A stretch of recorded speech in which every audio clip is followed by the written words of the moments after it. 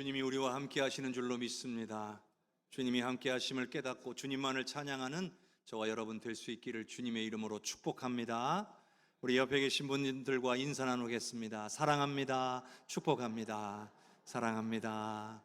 축복합니다. 사랑합니다. 우리 주님의 은혜와 사랑이 우리 성도님들의 가정에 넘치시기를 주님의 이름으로 축복합니다. 기독교 신앙에서 가장 중요한 것을 꼽는다면 그건 당연하게도 구원일 것입니다. 인간은 모두가 하나님 앞에서 다 죄인이기에 우리의 죄를 반드시 해결해야만 우리는 구원을 받고 영생하기 때문입니다. 그리고 이 죄를 해결하는 유일한 방법은 하나님의 아들이신 예수 그리스도를 믿는 것밖에 없습니다. 사랑하는 성도 여러분, 저와 여러분은 예수님을 나의 구원자와 주인으로 믿고 받아들임으로 구원받은 하나님의 자녀인 줄로 믿습니다. 자, 그렇다면 이에 못지않게 중요한 것이 있죠. 제가 자주 강조드린 것처럼 그것은 바로 구원받은 것에 합당한 삶입니다. 그것이 중요합니다. 구원받은 자라면 어떻게 사는 것이 마땅한가? 이게 대단히 중요하다는 거죠. 우리는 성경을 통해서 구원받은 자는 어떻게 살아야 되는지 우리는 분명하게 알 수 있습니다. 자, 신명기 6장 5절의 말씀을 우리 화면을 통해 같이 읽어봅니다. 너는 마음을 다하고 뜻을 다하고 힘을 다하여 내 하나님 여호와를 사랑하라. 아멘. 구원받은 하나님의 백성들이 행해야 될 가장 중요한 행동, 수칙이라고 할 수 있는 게 뭐냐면 하나님을 사랑하는 겁니다. 이스라엘 백성들이 애굽 땅에서 나오게 되는 과정을 살펴보면 그들은 마땅히 하나님 앞에서 죽어야 될 죄 많은 인생임에도 불구하고 유월절 사건이라고 하는 이 유월절 어린 양의 피를 보고 결국 죽음을 면하게 되는 은혜를 입었습니다. 또한 홍해를 건너면서 그들이 물 가운데로 지남으로 그들이 새롭게 변화를 받는, 세례를 받아서 새로운 존재가 되어지는 은혜도 입었습니다. 이제 그들에게 남은 것은 약속의 땅인 가나안 땅에 들어가서 어떻게 살 것인가? 하나님께서 선물로 준비해 주신 그 약속의 땅에서 하나님께서 약속하신 그 복을 어떻게 하면 받고 또한 계속해서 누리고 살아갈 수 있을 것인가? 이것만이 남은 거죠. 바로 그때에 하나님이 모세를 통해서 백성들에게 주신 명령, 가장 중요한 명령이 뭐냐면 바로 하나님을 사랑하라는 거예요. 마음을 다하고 뜻을 다하고 힘을 다해서 반드시 하나님을 사랑해야 한다는 거죠. 하나님 사랑하는 것이 택함받은 백성이 가장 최우선으로 여겨야 하는 것이라 하신 거죠. 그래야만 하나님께서 약속하신 모든 복을 다 받아 누리고 그것을 유지할 수 있다라고 말씀해 주신 거예요. 성도 여러분, 반드시 기억하십시오. 하나님을 사랑해야 모든 문제가 해결되고 하나님을 사랑해야 약속하신 복이 저와 여러분에게 부어짐을 믿으시기를 바랍니다. 여러분, 우리 신앙생활의 원동력은 하나님을 사랑하는 거예요. 하나님을 사랑하는 만큼 우리의 신앙생활에 힘이 있고 능력이 있다는 거예요. 그런데 여러분, 하나님 사랑하는 거 억지로 되는 것 아니죠. 해야 하니까 의무로 할 수 있는 것도 아닙니다. 그러나 하나님과의 만남 속에서 하나님의 만지심을 통해 우리 안에서 하나님을 향한 사랑이 솟아나고 그리고 그 사랑으로 하나님께서 기뻐하시는 일을 우리가 감당하며 살아야 한다는 거죠. 여러분, 이렇게 신앙생활하는 분들은 행복합니다. 힘들고 어려운 일을 만났을 때에도, 힘들고 어려운 사명을 부여받았을 때에도 기쁨으로 감당할 수 있는 사람은 하나님을 사랑하는 사람입니다. 우리가 주님께서 주신 사명을 감당하다가 지치고 낙심하는 이유, 우리가 신앙생활하다가 환난을 만났는데 견디지 못하고 넘어지는 이유는 하나님을 향한 우리의 사랑이 부족하기 때문이에요. 이것은 또 다른 말로 하면 하나님으로부터 우리에게 공급되어지는 은혜가 부족하다는 거죠. 물론 하나님이 우리에게 은혜를 적게 주시는 건 아니에요. 여러분, 우리가 깨닫지 못하는 것이죠. 은혜가 풍성하게 부어지면 성도는 하나님을 사랑하게 되어 있습니다. 아니, 내가 무엇이간데 이렇게 큰 사랑을 내게 주셨습니까? 이렇게 큰 은혜를 내게 베푸십니까? 이게 깨달아지면 우리는 저절로 우리 안에서 하나님을 사랑하는 마음이 생겨나고 솟아나게 되는 거예요. 그러나 은혜를 누리지 못하거나 깨닫지를 못하기 때문에 하나님을 향한 사랑이 부족해지는 겁니다. 여러분, 오늘 말씀은요, 예수님께서 우리에게 직접 해주신 말씀이에요. 그런데 이 말씀 속에는 아주 중요한 신앙의 원리가 담겨져 있습니다. 하나님을 사랑하는 사람들의 특징이 무언가, 그리고 하나님을 사랑하는 자는 어떤 은혜와 복을 받는가, 이 이야기를 해주시는 거예요. 우리는 이 말씀을 묵상하면서 과연 나 자신은 하나님을 사랑하는 자인가? 다른 말로 약속된 복을 받을 만한 그런 자인가? 점검해 볼 수 있는 줄로 믿습니다. 이 시간에 한번 살펴보도록 합시다. 요한복음 14장 21절을 함께 읽겠습니다. 나의 계명을 지키는 자라야 나를 사랑하는 자니 나를 사랑하는 자는 내 아버지께 사랑을 받을 것이요 나도 그를 사랑하여 그에게 나를 나타내리라. 아멘. 예수님의 가르침은 먼저 첫 번째로 나의 계명을 지키는 자라야 나를 사랑하는 자라 하셨습니다. 예수님을 사랑하는 자의 가장 중요한 특징은 예수님의 말씀에 순종하는 것이다, 이렇게 말씀하신 거예요. 근데 여러분, 생각해 보면 이런 말씀, 예수님이 꼭 말씀하지 않으셨어도 조금만 생각해 보면 우리는 너무나 잘 알 수 있어요. 당연히 예수님을 사랑하는 사람은 예수님의 말씀을 지키게 되어 있어요. 예를 들어 보면 가족 간에 혹은 부부 간에 서로 사랑한다고 해보겠습니다. 그럼 내가 사랑하는 사람이 나에게 무언가를 요구할 때 여러분은 어떻게 하시겠습니까? 할 수만 있으면 해줄 거예요. 물론 이치에 어긋나거나 잘못된 요구가 아닌 이상은 여러분들은 힘을 다해서 하실 겁니다. 그런데 이치에 어긋나지도 않고 잘못된 것이 아닌데도 불구하고 요구에 응하지 않게 되면 어떤 소리를 들을까요? 애정이 식었네 하는 소리를 듣는 거예요. 이제 더 이상 나를 사랑하지 않는가 보다 생각하게 될 겁니다. 저도 가끔은 제가 좀 피곤해 있을 때에 아내나 아이들이 요구하거나 부탁하는 것을 솔직히 안 했으면 하는 마음이 들 때가 있어요. 그런데도 불구하고 대개는 다 합니다. 왜냐하면 가족을 사랑하기 때문입니다. 때로는 요구하거나 부탁한 것이 아님에도 그냥 어때는 자발적으로 내가 해주고 싶어서 해줄 때도 있어요. 왜요? 사랑하니까요. 그런데 사랑하지 않는다면 그런 부탁을 받았을 때 피곤하거나 힘든 상황에서는 거절할 겁니다.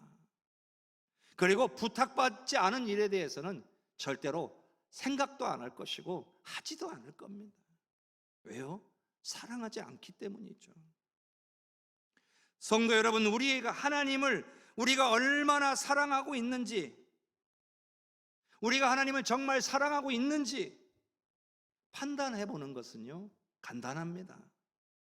하나님의 말씀대로 순종하고 있는지, 기꺼이 순종하려고 하고 있는지 점검해 보면 되는 거예요. 만일 우리가 하나님의 말씀에 전혀 관심이 없다, 그렇다면 어쩌면 우리는 하나님을 사랑하지 않고 있는 것이다. 하나님의 뜻, 하나님이 우리에게 원하시는 것, 이것에 관심이 없다는 거잖아요. 그러니 어쩌면 우리는 하나님을 사랑하지 못하고 있는 것이 아닌가. 여러분, 이 시간에 우리 자신을 한 번 더 점검해 볼 수 있기를 바랍니다. 계속해서 오늘 방금 읽은 말씀에서 예수님의 두 번째 가르침이 나오는데, 그것은 예수님을 사랑해야 하는 이유입니다. 이렇게 돼 있잖아요. 나를 사랑하는 자는 내 아버지께 사랑을 받을 것이요 나도 그를 사랑하여 그에게 나를 나타내리라 입니다. 이 안에는 또 두 가지 내용이 담겨 있어요. 하나는 뭐냐면, 예수님을 우리가 사랑하게 되면 하나님도 우리를 사랑해 주신다라는 거예요. 여러분, 일방적인 사랑이라는 것은 온전할 수가 없어요. 얼마 못 가서 지치고 금방 사랑도 식어버릴 수가 있는 거예요. 사랑이라고 하는 것은 서로 쌍방통행이 되어야 온전하고 풍성해집니다. 하나님과 오늘 우리의 관계도 서로 사랑하는 관계가 될 때 더 아름다운 법입니다. 그런데 우리는 어떤 존재들입니까? 하나님의 사랑이 절대적으로 필요한 존재들이에요. 그렇기 때문에 우리가 하나님의 크신 사랑을 더욱 받기 위해서라도 우리는 더욱더 주님을 사랑해야 한다는 거죠. 물론 하나님은 우리가 하나님을 사랑하는지 그 여부와 관계없이 우리를 사랑하시는 분인 줄로 믿습니다. 하지만 우리가 하나님을 더욱더 사랑할 때에 하나님께서도 우리를 더욱더 사랑해 주심을 믿으시기를 바랍니다. 두 번째는요, 예수님을 사랑하면 예수님도 우리를 사랑하실 뿐만 아니라 우리에게 예수님 자신을 나타내 주신다고 하는 거예요. 자, 그런데 누구에게 나타나 주신다는 거예요? 바로 오로지 자신을 사랑하는 사람들에게만 나타내어 주신다는 거예요.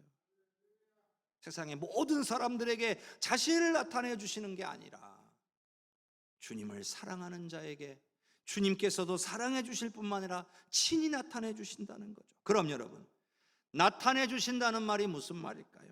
예수님께서 찾아오시고 말씀하시고 가르쳐 주시고 인도하시고 보호하신다는 말씀이에요. 아무나가 아니에요. 조건이 있어요. 예수님을 사랑하는 사람들에게만 그렇게 하시겠다는 거예요. 우리를 안 사랑하시는 게 아니에요. 사랑하시지만 하나님을 사랑하는 자에만 찾아오셔서 역사하실 수가 있다는 얘기예요. 주님을 사랑하지 않는 사람들은 사랑하시기는 하나 하나님도 도우실 수가 없다는 거예요. 자, 이때 가룟 아닌 유다가 예수님께 이런 질문을 해요. 자, 요한복음 14장 22절을 함께 읽어봅시다. 가룟 아닌 유다가 이르되 주여 어찌하여 자기를 우리에게는 나타내시고 세상에는 아니하려 하시나이까. 이 유다는요, 예수님께서 자신을 세상에 나타내려고 하지 않으시는 이유를 이해할 수가 없어서 예수님께 질문을 한 거예요. 그런데 이건 유다가 잘못 알고 있는 거예요. 예수님께서 자신을 세상에 나타나지 않으신 적이 없어요. 예수님은 세상에 자기 자신을 이미 드러내셨어요. 수많은 기적과 가르침으로 자신이 누구인지 세상에 알리셨어요. 그런데 그러한 예수님의 기적과 예수님의 말씀을 경험하고도 제자들은 그런 예수님을 믿고 따랐지만 수많은 사람들, 세상은 예수님을 거절하고 받아들이지 않았던 거예요. 그래서 예수님이 이렇게 대답을 하시죠. 요한복음 14장 23절을 읽겠습니다. 예수께서 대답하여 이르시되 사람이 나를 사랑하면 내 말을 지키리니 내 아버지께서 그를 사랑하실 것이요 우리가 그에게 가서 거처를 그와 함께 하리라. 또 반복되는 내용이 있어요. 사람이 나를 사랑하면 내 말을 지키리니. 예수님을 사랑하는 사람은 예수님의 말씀을 지키게 되어 있다는 거예요. 그리고 그렇게 하면 아버지께서 사랑해 주실 것이며, 심지어는 이렇게 되어 있잖아요. 우리가 그에게 가서 거처를 그와 함께 하리라. 매우 중요한 얘기예요. 말씀대로 순종하는 사람에게는 하나님께서 함께 하신다는 거예요. 그것도 거처를 그와 함께 하시겠대요. 이 말은 우리 안에 임하시겠다는 거죠. 성령으로 우리 안에 임하시겠다는 뜻인 거예요. 자, 요한복음 14장 15절에서 17절까지를 함께 읽겠습니다. 너희가 나를 사랑하면 나의 계명을 지키리라. 내가 아버지께 구하겠으니 그가 또 다른 보혜사를 너희에게 주사 영원토록 너희와 함께 있게 하리니, 그는 진리의 영이라. 세상은 능히 그를 받지 못하나니 이는 그를 보지도 못하고 알지도 못함이라. 그러나 너희는 그를 아나니 그는 너희와 함께 거하시며 또 너희 속에 계시겠음이라. 아멘.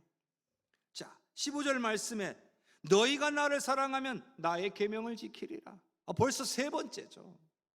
요한복음 14장에만 해도 이렇게 벌써 세 번씩이나 예수님을 사랑하는 사람은 예수님의 계명을 지키게 돼 있다라는 거예요. 그리고 바로 이어서 나오는 말씀이 뭐냐? 성령의 임하심에 대한 말씀이에요. 또 다른 보혜사, 즉 진리의 영이 임하게 될 것이라는 거죠. 그런데 이 진리의 영은 아무나 받는 게 아니에요. 세상은 받지 못한다라고 하였어요. 세상은 성령을 볼 수도 없고 알지도 못한다는 거예요. 왜 그래요? 영적인 것이기 때문에 그래요. 세상은 죄악으로 가득해요. 죄의 문제가 해결되지 못했어요. 그러나 예수 믿은 사람들은 죄의 문제가 해결되었기 때문에 성령을 경험하고 알 수가 있는 거예요. 그리고 그 성령은 믿는 자에게 임하여서 그 안에 거하시게 되는 거예요. 이는 앞서 23절에 거처를 그와 함께 하겠다는 그 말씀과 같은 말씀인 거예요. 자, 모든 말씀을 정리해 보면 결국 하나님을 사랑하는 사람, 즉 말씀대로 순종하려는 사람들에게 성령이 임하시고 그리고 자신을 나타내어 주신다는 거예요. 누구에게요? 하나님을 사랑하는 사람, 하나님의 말씀대로 순종하는 사람들에게 성령이 임하시고 역사하신다는 거예요. 자, 그러면요, 믿는 자들에게 성령이 임하여 계신다고 하는데도 성령을 체험하지 못했고 성령의 역사를 내 삶에서 나타나지 않는 이유가 있다는 거죠. 자, 우리가 예수님을 믿음으로 구원을 받아서 우리 안에 성령이 찾아오시긴 하였지만, 임하시긴 하였지만 우리가 주님을 사랑하지 못하기 때문에, 즉 다른 말로 말씀대로 순종하지 못하기 때문에 성령의 임재를 경험하지 못하는 거예요. 성령의 역사하심을 느낄 수가 없는 거예요. 성령이 우리 안에 안 계신 것이 아니라 우리를 통해 일하실 수가 없다는 거예요. 여러분, 예수님을 믿기만 하면 성령이 알아서 역사하시는 것이 아니에요. 우리는 성령님을 사랑하고 환영해야 합니다. 그리고 성령께서 기뻐하실 수 있도록 주님의 말씀에 순종해야 합니다.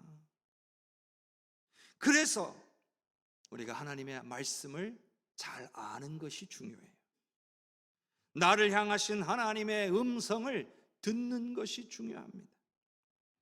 이것이 바로 평소 하나님의 말씀을 가까이 해야만 하는 이유인 것입니다.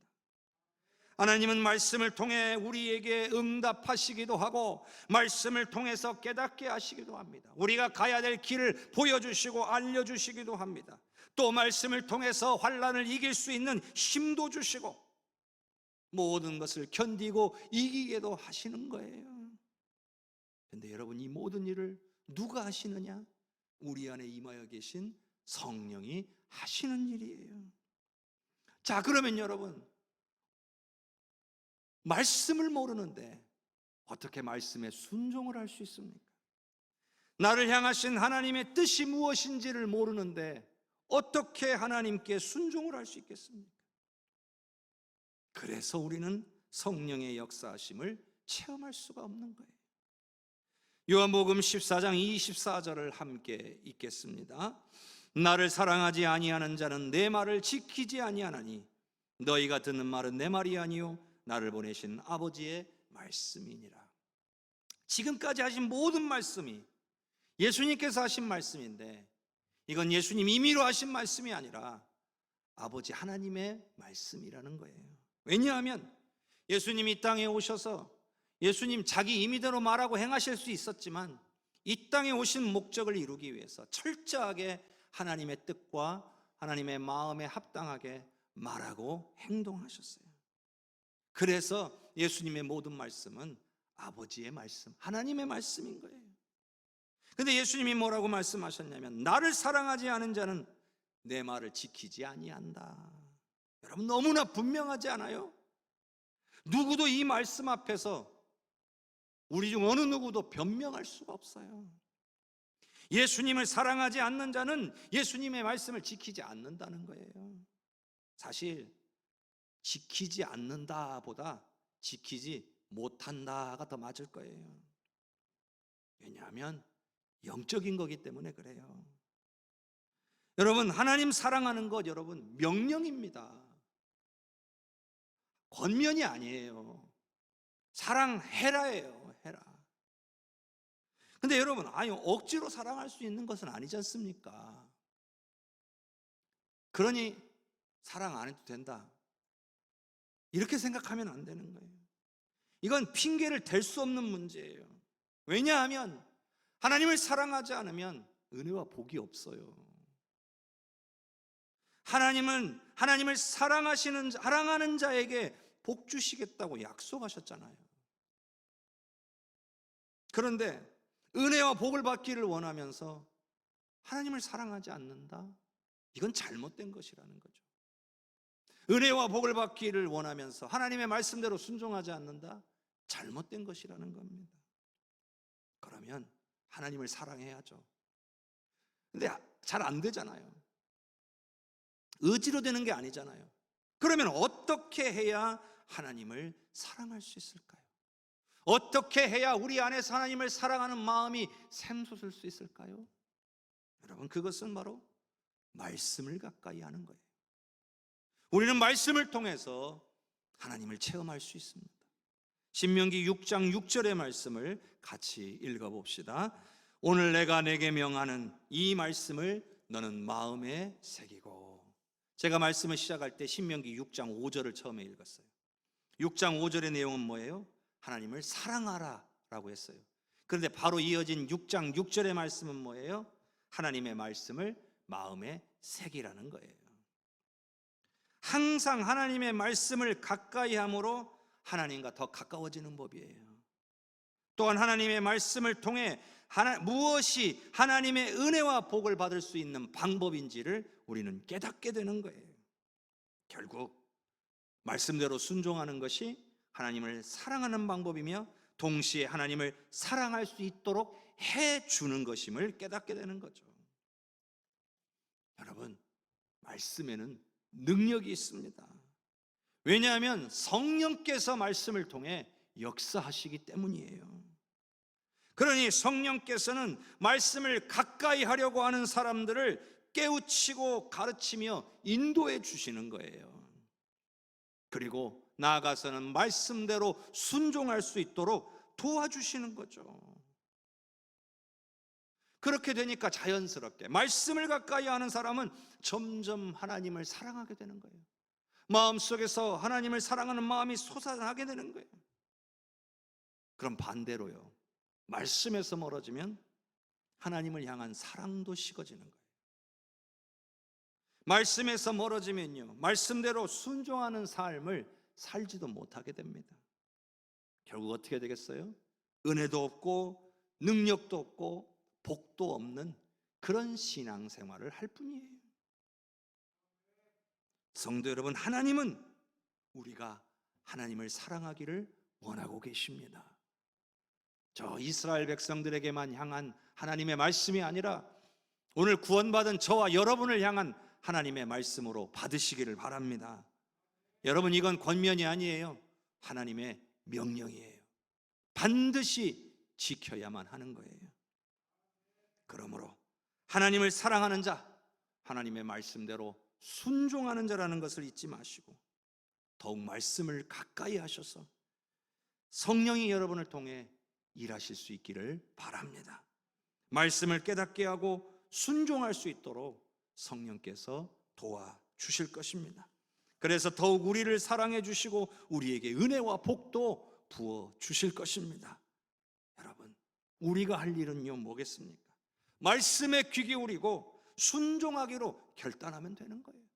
성령님 도와주시라고 간구하면 되는 거예요. 그게 우리가 그것만 하면 돼요. 그러면 나머지는 우리 안에 계신 성령이 역사하셔서 우리로 말씀에 순종하게 하시고 하나님의 은혜와 복을 받게 하신다는 거예요. 오늘 저와 여러분에게 이와 같은 결단이 있기를 바랍니다. 성령께서 함께해 주시기를 주님의 이름으로 축원합니다.